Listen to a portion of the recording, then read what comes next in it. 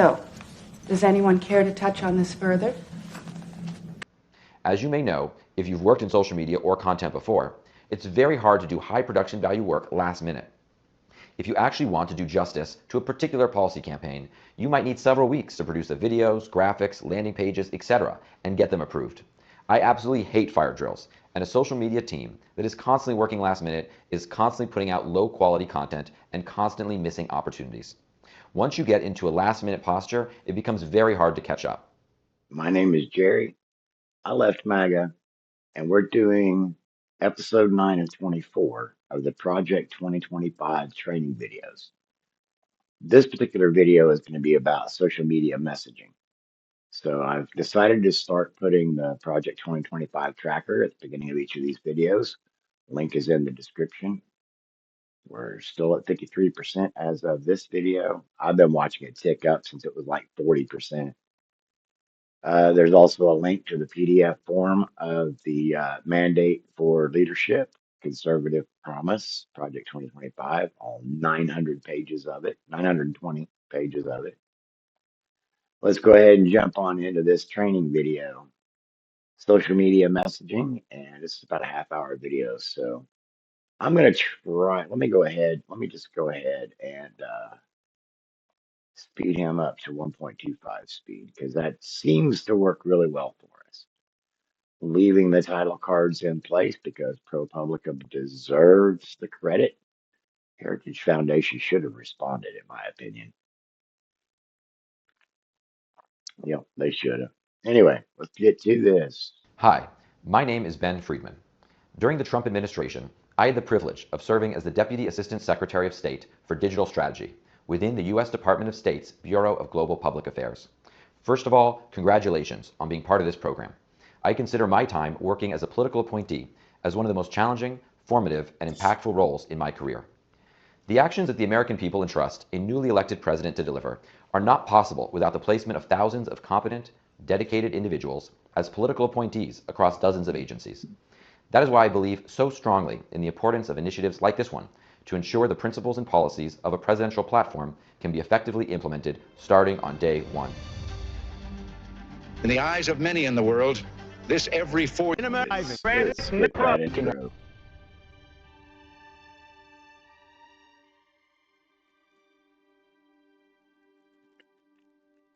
Best practices in social media to advance My goal policy. today is to offer you a unique, first-hand perspective on how to most effectively use social media to advance policy as an administration official.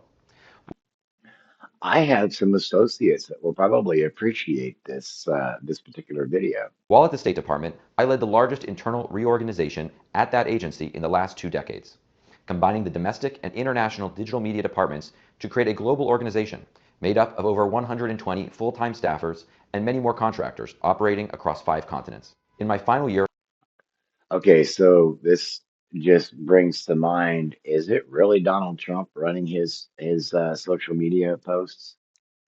If there's 120 in the pool that he's referring to that's running the social media messaging. leading this new organization, we achieved more digital and social media engagement and reach than the previous 13 years combined, and grew multiple key social media accounts by several million followers. This was not by luck, chance, or a few viral posts. It was the culmination of a multifaceted strategic overhaul of the approach and systems for content production, approval, and distribution. So that's why we're seeing, or we have seen, accelerationism or aggression by ICE, along with White House, uh, former streamers that have gone out to do this videotaping so they can do these clips and make the White House propaganda so that it looks like Minneapolis was a war zone or Portland is a war zone, this sort of thing. This conversation is going to cover 3 distinct chapters. First, recommendations for operating effectively within a government agency. Second, building your toolkit for managing social media output. And third, principles to guide your content creation process. Let's get started. Yes, let's.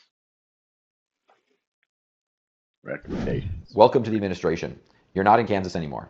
Whether you're coming from the Hill, a campaign, or the private sector, working within a government agency is a whole new ballgame. You will be presented with unfamiliar challenges, and there will be a learning curve as you try to understand the culture and processes, not just of the U.S. government, but of your specific agency and organization. Since every agency is different, I will just touch on some best practices for how to empower your team, assuming that, similar to my experience, a significant portion of your social media and communications operation will be staffed by civil servants. In my Okay, so there I need to cut in and point out the fact that I know that there have been meme teams, collaborations to push each other to make better memes. Which, by the way, personally, I think Iran is just like owning the meme wars right now in 2026. They're dropping some heavy stuff. Anyway, back to this. my case, it was 100%. If coming from a political role, you've had the privilege of working alongside a highly motivated team with deep political alignment and a sense of urgency. Your new team probably doesn't have the same politics as you, possibly even the opposite. Social media management isn't a new adventure to them or a stepping stone to something else. They've been doing it as a full-time job for potentially many years and may have strong feelings about what they perceive as the right way to do things in that building, some of which may clash with your own perspective. First, find and empower your allies in the civil service. Do not let complicators and naysayers poison the well. People like to give government employees a bad rap. In some cases, that may be deserved, but I found that similar to most large organizations, there's a bell curve of individual quality. There are some people with low competence and motivation, a lot of average folks, and also some people with really exceptional motivation and ability. A key to your success will be to identify smart, motivated civil servants who are eager to support your work and limiting the influence and involvement of those who are going to hurt morale or be a drag on the quality or volume of output. In other words, build your dream team.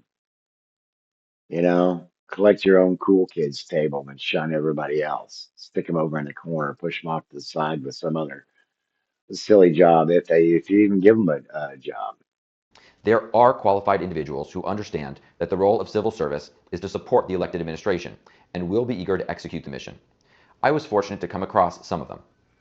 When I did, I elevated their position to maximize their impact and prevent others who might not have brought that same energy to the table from interfering with their efforts. Your time in the administration will go quickly, so make sure to choose your battles and do not let personnel issues distract you from your core mission. Be unbreakable. Just plow through like a bull in a china shop. Second, convey your policy priorities internally. A constant refrain that I would hear from leadership is that agency staff refuse to push priority messaging. The assumption was that individuals at the agency did not agree with the policies and thus were obstructing them. This may have been true in some cases, but what I personally found while managing a team of over 100 civil service communicators was that often policy priorities were not well understood. When you are coming from a campaign, committee, or Hill office, it's fair to assume that your colleagues know the policy priorities inside out and are experienced in articulating them, in part because their own personal beliefs match these policies. Don't assume that your staff has articulated these policies before. If you wish to deploy the manpower at your disposal, you need to not only train them on the policies, the what, the how, and the why, but also keep them up to date on how policies are changing and adapting through the use of externally shareable talking points, quotes, and other approved messaging material. Huh. Like the letters that Billy Graham promoted through Christianity Today from J. Edgar Hoover that gave us Christian nationalism. Like in the 50s, people were going to J. Edgar Hoover to find out which preachers were preaching a truer or holier message. So it sounds like they've folded that, the Heritage Foundation, has folded that into this Project 2025 program. This is just crazy stuff, man. Every policy vertical that is a priority for your office should have documents that are accessible to the entire team and updated regularly with messaging that is approved for external use. This will not only allow you to move faster, but also assure clarity for all those tasked to support your efforts. So that's how Caroline Levitt gets all of her talking points, and everybody else. Oh, I'll defer you to Homeland Security. Third, get continual feedback. I recommend the SWOT method. Upon joining state, I walked into a department where morale was low. Teams were not equipped to succeed on many levels, and as a result, they were making mistakes and producing low quality work. To have a well-oiled machine, you need to know what the problems are and why they are there before you can fix them, or at least decide if they should be addressed. Everyone will find their own best approach, but a sincere effort to build lines of communication from leadership to staff and staff up to leadership will pay dividends. 3 tools that I found to be very beneficial were one-on-ones, which I held weekly with each of my 4 office directors and my senior advisor, SWOT analysis, which stands for strengths, weaknesses, opportunities, and threats, and an end-of-week email to staff highlighting key priorities, accomplishments, and some positive shout-outs. I used the SWOT analysis for my monthly meetings with each of the digital offices. A template was distributed to each office for every individual to complete from their point of view. I reviewed them, and then we held an office-wide meeting where every staffer presented their responses, and we discussed them as a team. As feedback was addressed, the number of items in the weaknesses and threats buckets went down. This might have been an intense approach, but it worked well for a large organization going through significant changes. Overall, Well, I had always thought of that as a cost benefit analysis, but actually that approach seems a lot better. It's like running two parallel pro cons lists simultaneously. Yeah, obviously simultaneously if they're parallel. these efforts helped identify problems that prevented the team from maximizing their potential, communicate priorities from leadership, and build trust among what started out as a highly skeptical group of personnel. Best practices. Oh, weekly one-on-one meetings. Yeah, your team building stuff. 4. Get support and buy-in from your leadership. The government is a very hierarchical organization. Okay, well, it'll be easy to get agreement with your leadership if your leadership is appointees through this program and you're loyal to the president's agenda rather than the Constitution. Personnel at the very bottom have little ability to approve or change anything. The further up you go in the ranks, the more power someone has to just simply say, yes, let's do it. The most effective tool against bureaucratic pushback is to have the support of political appointees higher up in the ladder. At the State Department, I found that civil servants were very adamant, often infuriatingly so, on operating within the hierarchy. They believed they knew exactly what you could do or could not do, or have them do, based on your rank.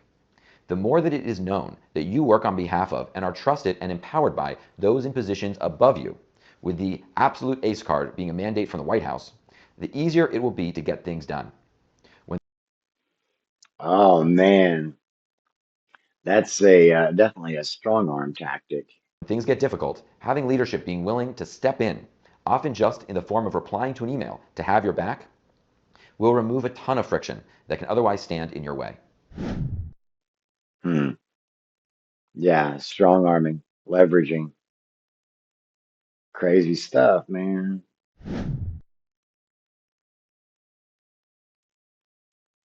Now, Now, I'm going to walk through the toolkit that I recommend for producing social media as an administration official.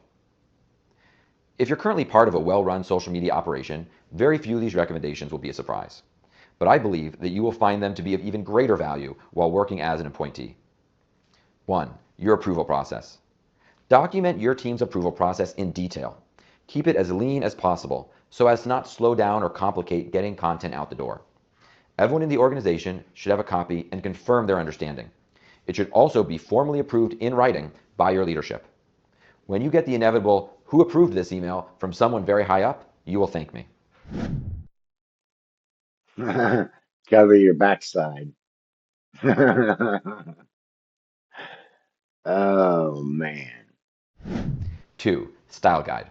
The White House will create and make available a White House style guide, but creating a separate style guide for your agency, as we did at State, will be incredibly valuable. If you're not familiar with style guides, they contain everything from the fonts to the color palettes, logos, and icons that are most commonly used by your organization and guidelines for how to use them. This is one of the most valuable tools for making sure your content is visually consistent. Anyone who is new to the team or supporting your team will also be better equipped to produce on-brand materials. Uh, keep you in the game, on the game, on the party line. Wow. 3. Template your creatives. One of my initiatives at the State Department was a full branding overhaul for everything digital. The rebrand impacted all platforms and content we touched. You can even see the day that it was implemented if you scroll to the right place in the State Department Twitter feed. The grid goes from looking like every single post was produced by a different person working for a different organization, a total lack of consistency or cohesion, to an incredibly aligned and purposeful visual aesthetic that not only looks good, but was designed to be more effective at communicating messages on social media. I selected a tiger team of internal designers as well as an external specialist we hired from the campaign world to build several dozen social media graphic templates that aligned with our style guide and fit almost every possible messaging use case we had. We also created a set of social media video templates, all square, with captions, and with a thumbnail for the first frame. All very important social media content best practices that were not currently being deployed at the department. With this robust guide, the social media team was able to task graphic design personnel by telling them which template to use and then providing them new copy and images to apply. This revolutionized speed and consistency of our social media output. Your goal is to maximize the output and impact of your social media, not reinvent the wheel with every post. Okay, so that particular tactic that he's referring to comes straight out of the business world when it comes to marketing documents, sales brochures, information brochures, flyers, websites, to keep that consistent layout and utilizing uh, color palettes specified by hexadecimal color codes. And like he was talking about logos and such. So yeah. Doop, doop, doop, doop, doop, doop. 4. A content calendar. You can easily create a content calendar, even in Google Sheets, but that does not mean it is not an essential resource. You need to plan ahead, ideally as far as possible. I would make sure that your content calendar is actually populated a year out with any well-established events, anniversaries, or holidays. If you're going to do a Christmas post, that should already be on your content calendar on January 1st. That way, at the beginning of each month, you can pre-task all of the creative effort that will be necessary to create routine posts for the coming weeks.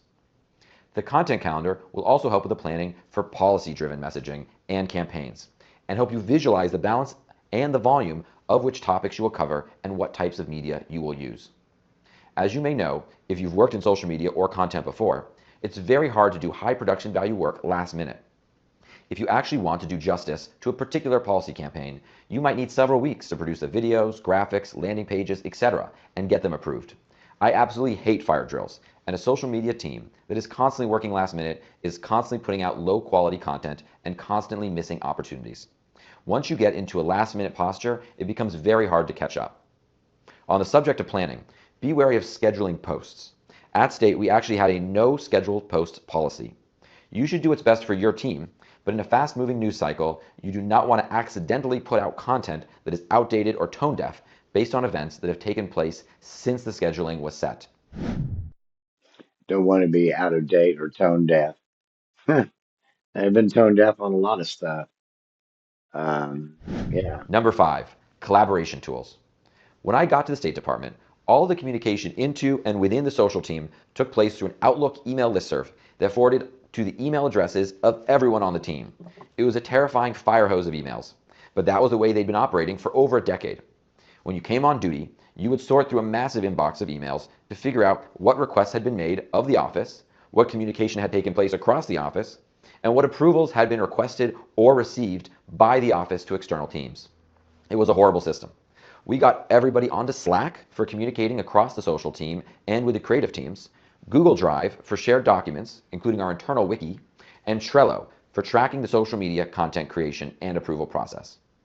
While there were complaints when these platforms were first introduced, I tell you with all sincerity that if I would have removed them when I left at the end of the administration, the team would have burnt down the building in protest. That's how important these tools became. If there are other systems that you prefer, like Airtable or Asana or something new, feel free to deploy the stack that makes the most sense for you. But again, there's no reason to reinvent the wheel, and there are a handful of tools that are already used by pretty much every social media team in politics and the private sector. Sounds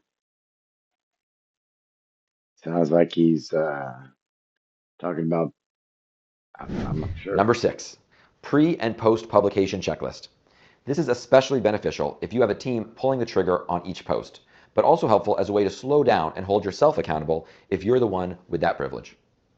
At some point, the national media decided that any sort of error in a social media post is worthy of its own breaking news story. So you need to protect yourself and your team from mistakes.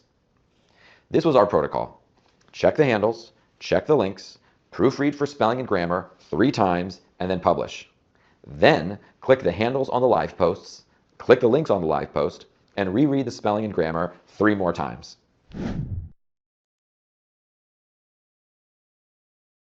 They're encouraging a lot of proofreading and stuff, but they don't exactly, they're not exactly known for their spelling skills.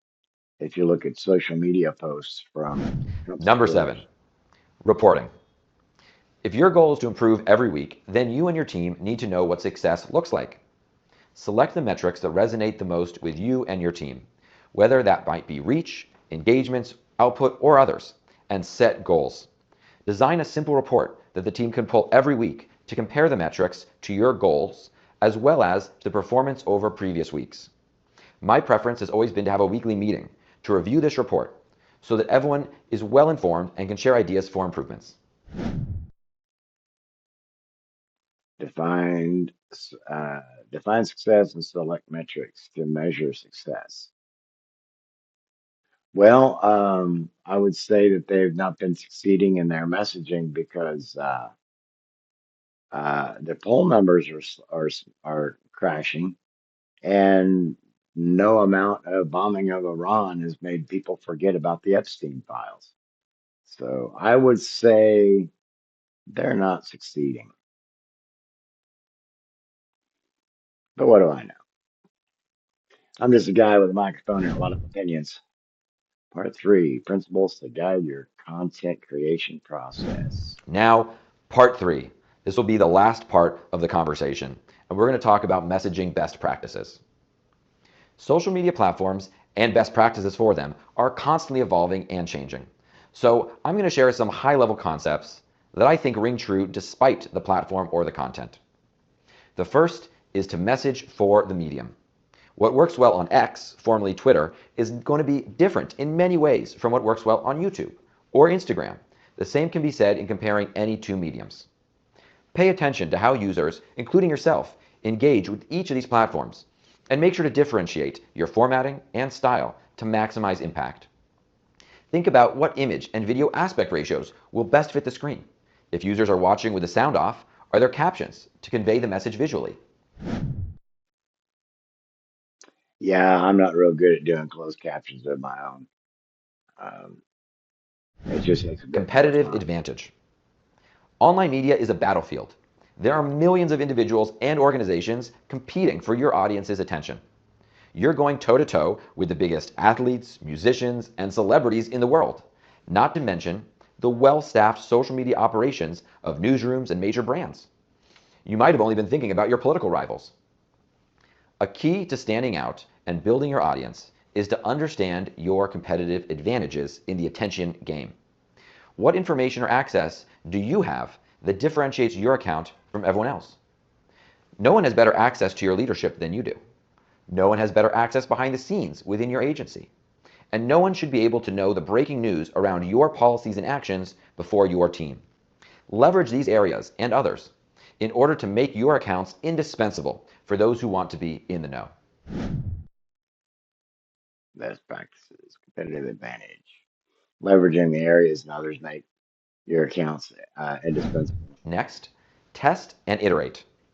Don't get In other, complacent with your content. in other words, amplify the message of the party. Uh, Chase that clout within your group, hoping that it will leak out of the echo chambers. Think strategically about what large or small differences could have a big impact on how audiences engage with your accounts. Implement these different approaches and pay attention. Track their performance and aim to continually move your work in the direction that brings you the most reach and engagement. Test and iterate. Yeah, but any content creator is going to have to do that. Next, keep your eyes on the horizon. An effective digital communicator is a curious one. No doubt, you're already always on your phone. Pay attention to which accounts, whether they're in your sphere or an entirely different one, are building audiences and shaping narratives. How can you learn from these accounts and bring those best practices back to the platforms that you manage? I like to keep a short list of accounts that I think are operating at the highest level and continually assessing what tactics that work for them could apply to the accounts in my own portfolio. Hmm. Yeah, take advantage of the trend curve. There's a lot of models that do that. Make it bragworthy. When I started at the State Department, I told all of the career staff teams that I wanted them to make content that they will obnoxiously show off to their friends and family after work. Most people laughed because the idea that the content that they produced would be something they would actually want to share personally never crossed their mind. I think this is a good test of whether your team is operating at the highest level. You want to make content that stands out and that you're proud of showing off, even to audiences who aren't interested in or agree with the policy. Well, yeah, you should be proud enough of your work to promote it. That's why I post links to my stuff on Facebook. Lastly, and perhaps most importantly, do no harm. The truth is that any one social media post is not likely to individually make a significant or even measurable advancement of your policy objectives. It could happen, but generally it's going to be the accumulation of a critical mass, not only on social media, but through press conferences, speeches, surrogates, and real-world action. But one bad social media post can easily drive the news cycle with at best a distraction and at worst potentially even a poison pill. I know it's not fair. On a similar note, there is a tendency for young staffers to think that being good at social media means having a lot of followers personally and shooting out viral posts. If you're joining the administration to increase your follower count, you're the wrong person for the job. You are Hmm. Dan Bongino should have listened, I reckon. delivering the message, but you're often not the messenger. The president is a messenger. The cabinet secretaries are messengers. The spokesperson is a messenger. It's very possible for an off-message or offensive post from a junior staffer with even a small following to capture far more media attention than the accounts and content that your team is working so hard to amplify every day. So give up your individuality and dedicate yourself to the team. Join the cult. Thank you so much for taking the time today to have this conversation about operating effectively within a government agency, learning about a toolkit that you can use for your social media team, as well as discussing some best practice principles for effectively advancing policies on social media. I want to give a special thanks to Project 2025 for allowing me to come and share some of the lessons learned from my time in the administration.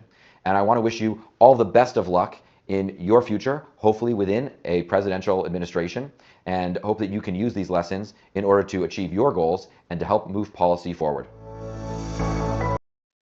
All right. We made it through that. And if you made it all the way through it with me, it's telling me that you're information hungry. I'm looking forward to kicking this particular video over to the Leaving MAGA team, where we're kind of working on some stuff like this. And I think it might be helpful for them to see what what the Heritage Foundation is promoting and how they're promoting it. Maybe they can figure out a formula to help counter that messaging. I'm not sure. Uh, and maybe some of you can do the same with your own work, especially if you're a fellow content creator. So I don't have much else to say on this particular video, other than if you haven't yet and you like my content, please go ahead and subscribe to the channel. If you enjoyed the content of this particular video, give it a thumbs up. Please don't be afraid to share it with somebody that you think it might be beneficial to. Until the next video, please take care of yourself so you can take care of each other. Get the rest that you need. Track those fluids. And please remember, mental health matters.